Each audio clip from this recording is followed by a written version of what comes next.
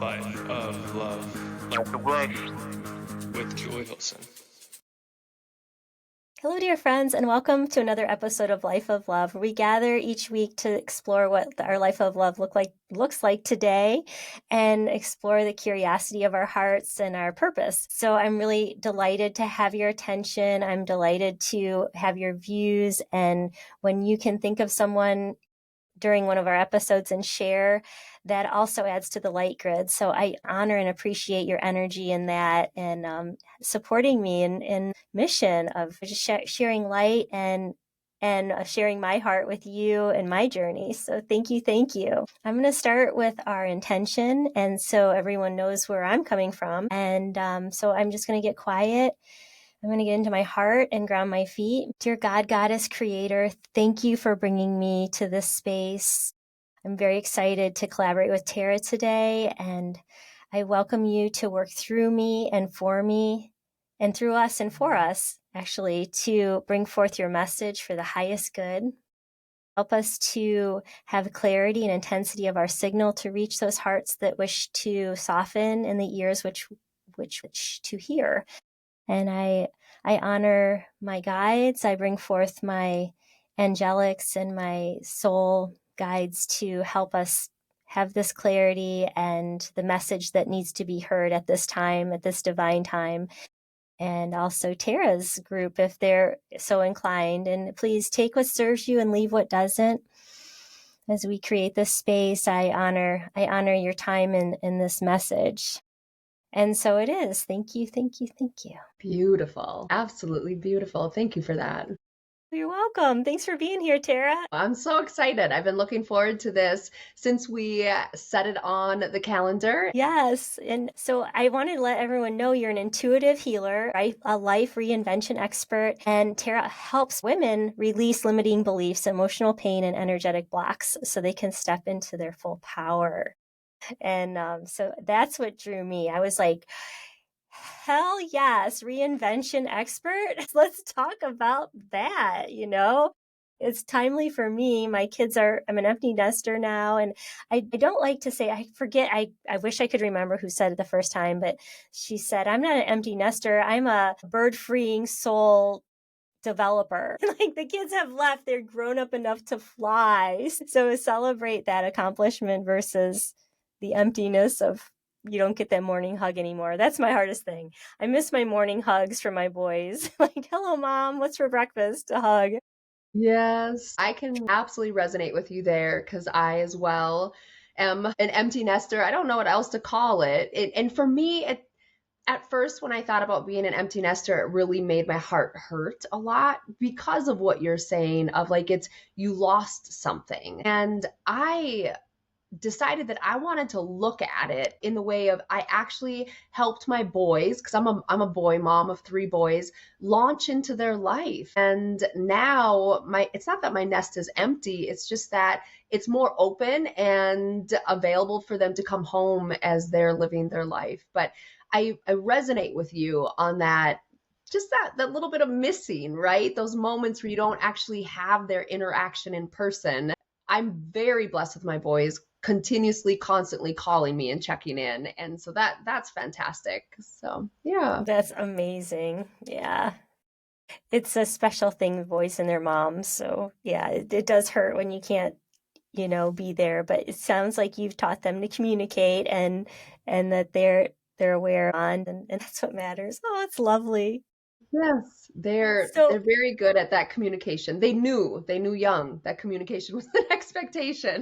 nice. Yeah, so if you're a mom of young boys, instill that because they'll hold on to that and it'll make them better dads and husbands, with that communication. And Yes. hopefully, you stay in touch with, life events. Everyone gets really busy. So, your intention of raising your kids, it matters. So being present when they're little, it makes a big difference when they grow because that heart bond is strong. So I know it's hard when you're changing diapers and chasing around and dropping kids off at Little League and you feel like all you do is run errands and cook and clean but then once they grow up and leave and come back, you realize how those little things meant so much. So true. So very true. They're not little, they're big. It's a big sacrifice to be 100% there for your kids. To me, the hardest job I felt like I've had and the most rewarding is being a mom. And I was a single mom for many years. And even after I married my husband, who became their stepdad, I still was a single mom. He's an amazing, amazing guy. He just didn't step into that space of being a like parental role. He taught them how to change oil, he taught them how to change tires, fix your vehicles. Like he's been instrumental in all those things. However, in the parenting and the schooling and all the emotional check-ins, that remained me. And so not only was it the money piece and the time piece, but it was that emotional piece, making sure that I was doing the best job. When I was pregnant with my oldest son, I had this woman who was 80 years old, and you could not know I was pregnant because I was so, so huge. And she said to me, she goes, "Can I give you a piece of advice, my dear?" And I'm thinking, this is my first child. You're 80 years old. You had, I think she said she had like 12 kids. I will take any advice that you can give me. And she said to me, and I lived by this every day as a parent. And still, she said, I always ask myself with all of my children, what kind of 18-year-old am I releasing to the world? And Julie, that shifted me in that moment of thinking, I need to be aware of that. Like, he's going to be 18 someday. Am I preparing him for the world? When I launch him out of the nest, can he survive in this world? And if he can't, then I didn't do the job that I was called to do. And that kept me on my toes through the parenting of my boys. It's really, she was a wise woman, and you're ready to get the message. You weren't like, whatever, crazy old lady. I never saw her again a day in my life, but that moment was a pinnacle moment for me. It's an important drop in. Yeah, and it helps you focus. Like you can let go of the fluff that doesn't really matter. Like this is a core value that I want to teach this person who's going to be an adult, you know? Yeah. That's a lens that's very powerful. Wow, I love that. You've been through so many transformations, and I would love for you to share how you rose above and conquered your difficulties and the extra baggage you were carrying around. And just, I would love my listeners to have a little insight into your story. I don't want to be a spoiler. Thank Besides you. being a great mom. Oh, thank you. My journey to getting to where I am today has been quite the journey. And it started when I was 8. I'll go there because I think that's a really important place. Most of us women don't realize that that is where a lot of our traumas, if not all of our traumas, actually start to begin or are born, is in that childhood time of our life. And at 8 years old, I discovered that who I thought was my dad was actually my stepdad. And a second time, I learned that I had another dad that lived somewhere else who had chosen not to be part of my life. And learning that, the days that followed, the weeks and the months that followed, created this belief within me that I wasn't good enough, that I wasn't lovable, that I didn't deserve to belong. Because all of a sudden, is if you can see me, if you can't, I am dark brown hair with dark brown eyes. I grew up with a mom and who became a stepdad, but was my dad, and 2 sisters that had blonde hair and blue eyes. And so it started to make sense why my friends would say, "Are you adopted?" I had no idea what adopted meant. I would just laugh and say no, because I didn't even know what adopted meant. But then after learning that, as days and weeks and years went on, I started to understand why they would think that, because I didn't look like them. And then I started to realize I didn't act like them. I was fully different in all these ways, which created this persona within me that I had to wear masks. I had to shift my identity, which is why I became an identity shifting expert, right? A life reinvention expert, is helping women through that struggle in our life. And it started for me at a very young age of believing that I had to wear the right mask for the right person at the right time in order to be loved, in order to not be rejected and kicked out of the tribe. Mm-hmm. And that young experience of that continued. My parents weren't aware of what was going on, and they were doing the best that they could. And so it wasn't handled in the way that would help me to heal through it. And it progressively increased and grew as I aged and as I grew. And what ended up happening, Julie, is I turned to the one thing that I knew would never disappoint me. It always showed up for me. It was always authentic. It was always a solid companion, and that was food. Food became who I knew. And I say who because I literally had a relationship with food. Food became who I knew would always taste the way that I thought it would taste. It would always be there and never disappoint me. It would always give me the emotional support that I was looking for, that I didn't feel like I could get in the human form within my family. And that relationship with that food began to create an entire shift within my body and eventually led to morbid obesity of 338 pounds. And that time of my life, not only was I very overweight and struggling internally, I was also starting to go into some deep depression as well as some anxiety because, again, the traumas of that childhood hadn't been dealt with. And so they progressively increased and grew. And my marriage with my dad and my 3 boys was crumbling. It was crashing. Things were falling apart. My body was not where I wanted it to be. I wasn't the mom that I thought I would be. I was the park bench mama who couldn't be active with her boys due to my size, and my relationship with food was continuing to increase. And when my doctor looked at me and said, Tara, you are morbidly obese. You have got to figure something out here. We've got to make some changes. That opened that can of worms, literally, of anything that my doctor prescribed, internet suggested, friend recommended. I started to take these weight loss drugs to try to help me to lose the weight, which then led to that addiction. And when it didn't work, I internalized it as me being not good enough, that I was being rejected from these diet medications because they weren't helping me. Everybody else was apparently being helped, but I wasn't being helped. So here I was again thinking that I wasn't good enough for these medications or these drugs because I wasn't getting the result. That led to eating disorders. And after a year and a half of struggling with bulimia, I realized that I hadn't lost a lot of weight, but my hair was falling out. I was very, very tired. I was zombie status. I was less of a mom than I was before I started this journey of trying to lose weight. And that led to suicide. And my final suicide attempt, my middle son saved my life. And he asked me a question that became a moment for me to realize that I could make a decision. He asked me, "Are you going to die, Mama?" And at 5 years old, him asking me that question pulled me out of that moment. And I heard coming in a voice. It was my voice, but I knew it wasn't me saying, Tara, you have got to learn to love yourself as much as you love these boys. That is your only way out. And I knew that I'd never tried that. I had been angry with myself. I had punished myself. I had sabotaged. I had tried to end my life. I had done all these very mean and evil things to myself, but love myself? I'd never tried that. And for him to ask me that question made me realize, Tara, you can do something different if you so choose. You can take a different approach. You have the ability to do this.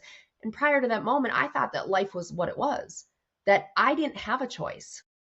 And again, it started from that 8-year-old mile marker of realizing that a dad had totally rejected me. And so I believe that because that happened, that was just what my life had to be.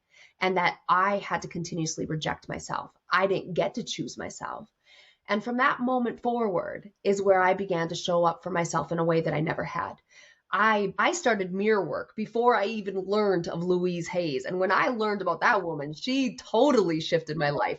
But I started mirror work of actually speaking to myself in the mirror of loving affirmations rather than the hateful things that I used to say to myself, and began that journey of the true weight loss journey of eating the healthiest that I could, as well as moving my body versus to relying on the drug of choice or the addiction of choice to help me get to where I desire to be. So that's the beginning part. And we don't even talk about where I am now. So we'll pause there because I unloaded a lot. Yeah, I mean, when we were 8 and 9 years old, I assume we're sort of close in age, there weren't therapists. Like, there weren't. It was like maybe you'd go to the church. Maybe somebody at the church would hold space for you in healing, but it just wasn't a thing. It And wasn't. so it's like holding space for that, and then that sense of hopelessness. And I'm so happy your son was there, and he's that, that divinity, that divine timing of mom, and you felt his love, and you're like, wait a minute, I love him more than I love myself. What am I doing? Yeah. And wow, I can understand why you felt so helpless in that. And in the bravery of, that's badass bravery, to look at yourself in the mirror and say, I love you, and absolutely mean it. That is a really, really hard thing to do. It really is. And it was a hard thing for me to begin. And if I'm honest, when I started, I was looking at my feet. I could see my feet in the mirror. I could not meet my gaze because I was so ashamed of myself and so disgusted that I had, in my mind, let myself get to this point. And I had a lot of shame around my son finding me and him being the reason, like him saving my life. I had a lot of shame that I put my son in that predicament to have to be that person for me. And I've since let that go. And when I look at my son Trey now, I see a man that is such a strong pillar of strength for all individuals. He has grown from that experience, and it's been a blessing for him in so many ways. And I'm grateful for that. And in that space of that mirror work, back to the mirror work, it took me time looking at my feet in the mirror and saying to myself, I love you. I couldn't say Tara, but I could say, I love you. And then I continued to work until I brought my eyes and I was able to meet my eyes. And it honestly became a family thing where my boys would come and stand in front of the mirror and they would watch me do this, and they would see the tears that would flow as I began to be able to say, I love you, Tara, and I'm so grateful I get to be you. And my boys began to look at themselves and be able to say, in their boyish way, I love you too, like having They're like, fun. I got And the guns. right? My son Trey was always proud of his six pack. That was what he was most proud of. But they learned to be able to see themselves in the mirror and value and cherish what they saw looking back at them as well. So it became a family event. They had no idea it was what was healing me and bringing me and rising me up, and that they were helping me do that. But it was something that I see benefited them now today as adults in the world. And I do believe in soul assignments, that we come in asking for these challenges, and there are things we can grow through and for, and everything is divine timing. It really, really is. And even Yes. the stuff that we wouldn't pick again, the ability for you to realize you have a choice and that free will, and now you can lift other people up. There's divinity in that, and beauty, and you see it in your boys, and that honesty about your pain and what you're going through. It frees the people around you to go through theirs too. It's not such a scary thing if you can talk about it. Mm, The scariest thing is the thing that's shoved in the corner, that's the unmentioned pain. that's so It festers because kids process it like you processed it as, I'm not worthy. You don't know the situation of your biological father, but you as a child created a story around it. And children can do the same thing in anything. It could be, I remember my grandfather, he would never wear shorts because somebody told him when he was 7 or 8 that he had chicken legs. Yeah. Yeah. He spent his whole life in Levi blue jeans in the heat of summer. And gosh, I guess he used to wear like a white t-shirt. I was trying to think if he wore short sleeves. But, I'm sure his legs were fine, but he held on to that his whole life. His whole entire life. I'm like, Grandpa, it's hot. Why don't you put some shorts on? I never saw him in a swimsuit. Like we lived on Lake Erie, we were on the boat fishing with him, and it even hit me as a child. I'm like, well, that's ridiculous. How skinny can his legs be? Like, I knew that was ridiculous.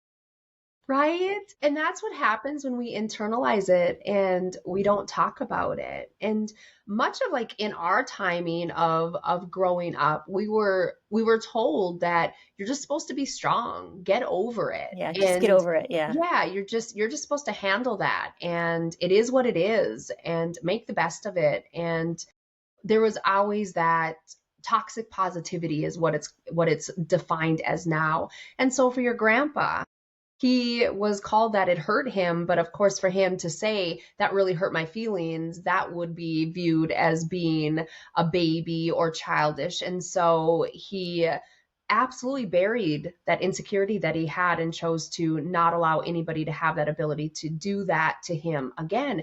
And the thing about that, Julie, is that not only was it about his legs, it festered into other areas of his life. And it likely, like, I have chicken legs became an unhelpful thought. And this is where my NLP, neuro linguistic programming practitioner piece of it comes in, is that unhelpful thought is tied to a limiting belief, which is why it affected him so much.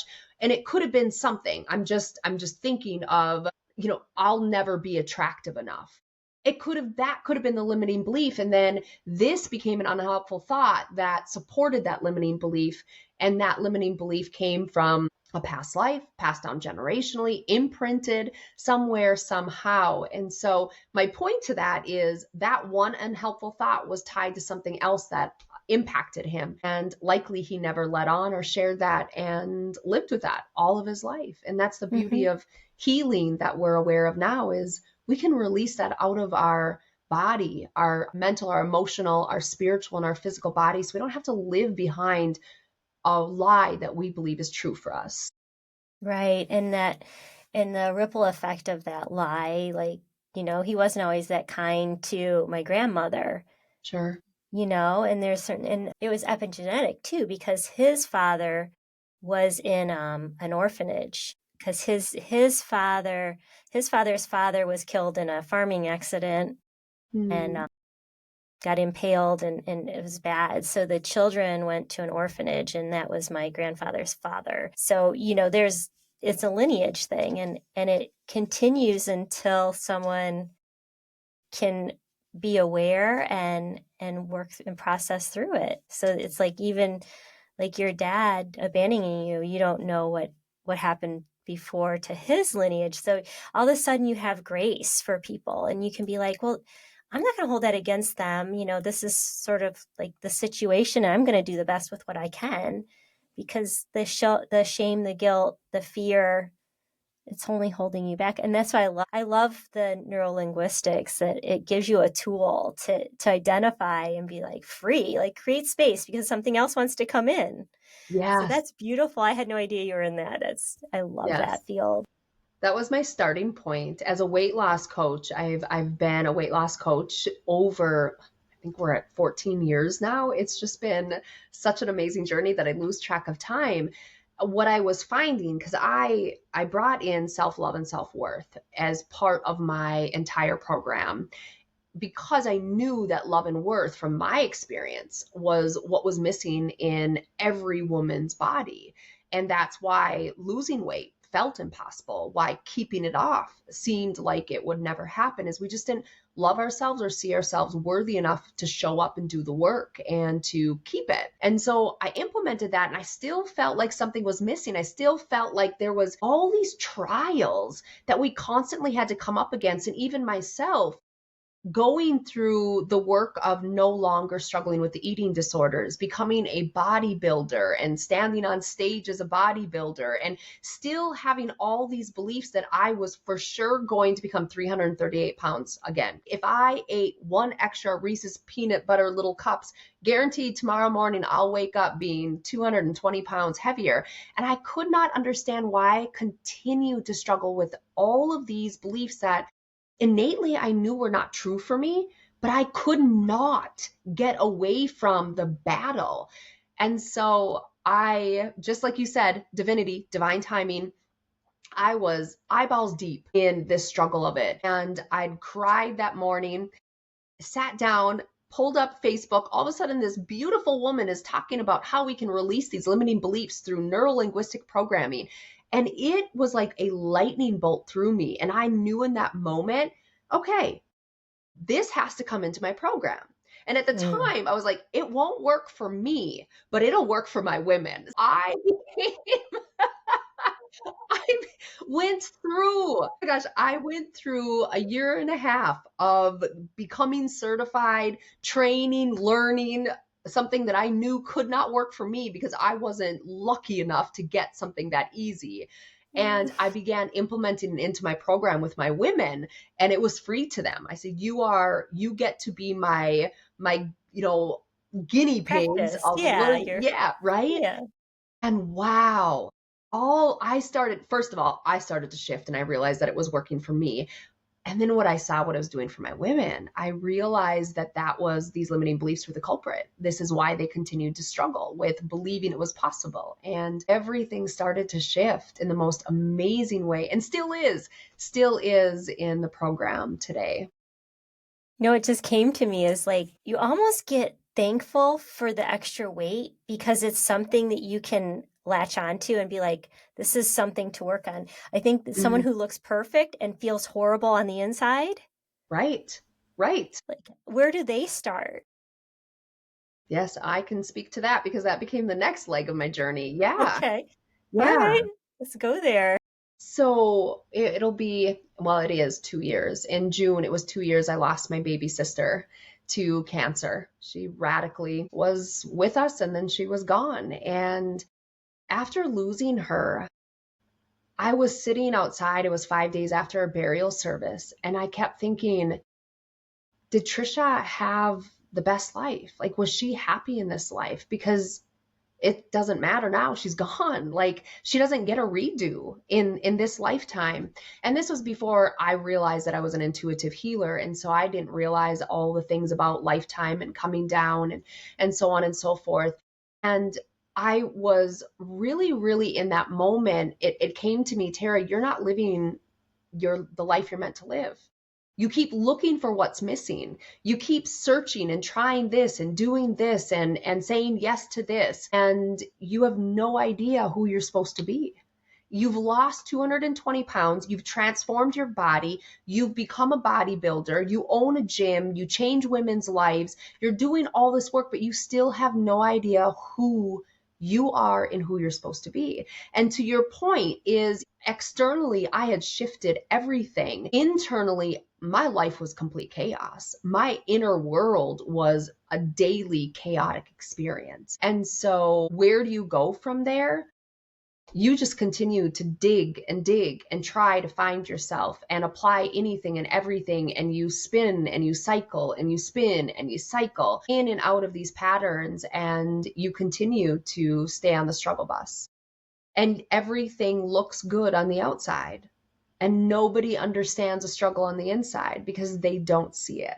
Because I believed that I constantly had to put on that I was okay because look at what I'd done. I'd lost 220 pounds. I should be grateful. I should be happy. I shouldn't be feeling what I'm feeling. I should be very, very grateful that God allowed me to lose that weight, right? It's still that unworthiness. It still was in there. Yes. Yeah. Yes. I can relate. Yeah. Yeah.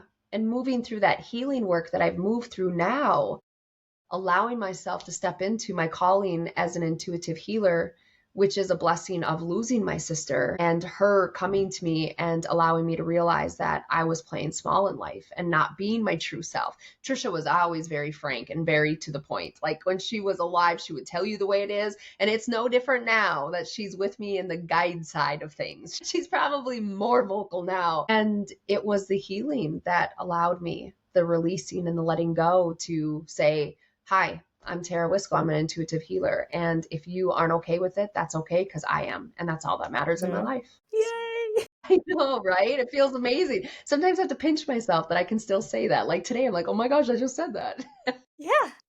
Yeah. And it's glorious. It's just absolutely glorious and beautiful. Thank you. Thank you. Oh my goodness. So now you are doing the She Rises program, and your help, and it seems like you're on the path to help other people find their intuitive abilities or divinity, or what's your framework for that? Like, how do you find the people who need you, that are searching? Because Yeah. that's my biggest thing, is like reaching those people that need to hear, that are ready to hear, that want to remember their divinity. To be honest, I journal. I set the intention every single day that the women that need me, I ask guides. I go up to the fifth plane and I ask all guides that, here are my services. And if you have women who need my services and you think I'm a good fit for them, please send them my way. And I open myself up to receive those women that will find me, no matter where they are, in social media, my email list, word of mouth. Those are my biggest ways of reaching these women. And I use the work of spirituality, I use the work of NLP, the integrated energy therapy, healing, energy clearing, chakra balancing and clearing, all of these tools I use. And to be very honest with you, some of the women that have come through the program have no understanding of this. They believe in God. They believe that there might be a universe. They believe in this. They don't know what they believe in. There's all kinds of walks of life. And I use the tools, I guide them through it, allow them to do the healing for themselves using all of these beautiful, beautiful tools that are available in the healing space. And it's not necessarily for them to like step into their intuition. I want them to know that everybody's intuitive. Every single individual on this earth is intuitive. Doesn't mean that you're an intuitive healer. Some people have, just like I've noticed, when people want to lose weight, they're like, I don't want muscles like you. I'm like, you don't have to be a bodybuilder. Like, that's not. So now I've learned that I have to say, you don't have to be an intuitive healer if you don't want to be. Like, this is just about honoring your intuition and allowing yourself to be able to go in and hear yourself. Let your internal world speak to you and let you know, what are these emotions that you have surfacing? What do they want you to know? What do they need from you? And that awareness is so freeing when you can learn to intuitively listen to yourself and to clear out all of the negativity within that doesn't belong to you, and learn how to have energy etiquette where you're keeping yourself cleared and keeping yourself safe and allowing yourself to walk in this path as your most authentic self. This is where the world opens up for you and you begin to travel your life living exactly as you've always wanted to, but always believed that was never possible for you. So She Rises is about unbecoming. It's 3 different phases. The first is unraveling. This is unraveling from who you've always been, that you thought you had to be. Very much like me from my 8-year-old phase. I had to unravel from being that girl. And that's what I do for my women through release work, through healings, activations, all of the beautiful, beautiful things that we do together in the program. Then we move into the upgrade, which is rewriting your programming. This is where we do the integration and the implementation of the healing work and the different strategies and steps, the journaling, and really allowing women to get clear for the very first time, because their internal compass is now reactivated and recalculated to be just them. Not the rest of the world, not society expectations, not anything else. It's them. So finally they're seeing life with a whole new lens and it's clear. And they go into the upgrade after being cleared out to say, this is who I'm supposed to be. This is where I'm supposed to go in life. These are my joys and my happiness and love. And this was what would give me peace. And then we say, hallelujah, let's go, baby. Let's make that happen. And that's what we do over those 8 weeks, is build that whole programming system within them. And then we go into the up level, which is the final weeks of it. And that is bringing all of it home. It's like putting the wax on the vehicle, the very last layer of it. And it's really anchoring them in to their authentic self so that they no longer allow themselves to wear a mask that they don't belong living behind. So that's She Rises. It's so beautiful and comprehensive. I mean, wow. And you're empowering them so they're not going to need you. They can take this from here. Yeah, that's my goal. That is my absolute goal. Our very last day that they're in the program, we have a crowning ceremony, and they literally crown themselves with the crown that I send them. And they step into their full queenhood, ready to walk forward, knowing that that crown will stay in place for the rest of their life, and they will lead themselves in the way that is authentically divine for them. It's beautiful. It's beautiful. Thank you. Doors are open. So I'm so excited about the women that are now coming in. And I, in fact, have 3 slots left. So it's such a beautiful and exciting time for me as I'm welcoming the women in now. Well, thank you. And yes, I will put the link to your website in the show description so that people can come check that out. Thank you. Like, that's exciting. And just, I am all about adding to the grid of light. I believe there's this energetic grid of light around our earth, and, it's connected to the solar sun, the central sun, but we're in charge of our earth grid. And anytime one of us shines, it adds to that earth grid light. And so I can just see these cells of beautiful angelic light of our souls adding to that and transforming all that needs to be transformed and transmuted from what the inversions have been placed on us to what we deserve, to what we were put here for. And that's ultimate joy and abundance and love. I love that. I love that Holding grid of light. I think that's so beautifully said. And I want to share that. If you don't mind, I would No. love just I have my podcast and I want to just share this conversation and you share that because it's eye-opening for us to know that we're all collective. And when we rise, when we shine brighter, it doesn't just impact us. As you said, it impacts the entire world, and it shifts the world in a beautiful way. So I love how you say that. Beautiful. Thank you for sharing that. Thank you. Well, yeah, and that's why I wrote my book, Life of Love. And it's my offering to help people who are curious to connect with their divinity, to connect with their angels. And my biggest problem was I didn't know how to ask. I thought I was always asking the wrong way. And I wasn't worthy to receive. How can I even get the words? And so I asked the angels to give me the words to ask for specific things that could help raise my frequency to feel worthy. And a lot of times I'll go back and I'm like, oh yeah, I'm supposed to remember this. This is part of what it is. So it's all about living in your divinity. And so my mission lines up with yours so much. And so that sisterhood is just, I can feel it. So thank you so much for sharing and saying yes. Thank you. Thank you for this time with you today. Thank you for doing the work that you do. I know I shared that in the little pre-talk that we had before you hit record, but honestly, I mean that. Anytime that I can meet a woman and collaborate with another woman that is doing her work to help improve the world as it is, I absolutely want to collaborate and I want to celebrate you. So thank you for doing the work that you do and allowing me to get to step into your space and spend this time with you. Thank you.